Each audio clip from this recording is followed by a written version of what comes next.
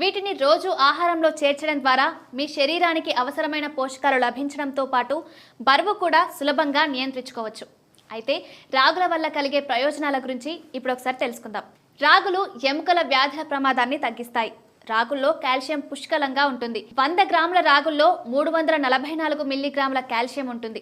వీటిని మీ ఆహారంలో చేర్చితే ఎముకలను బలంగా మార్చడంతో పాటు బోలు ఎముకల వ్యాధి ప్రమాదాన్ని తగ్గిస్తుంది.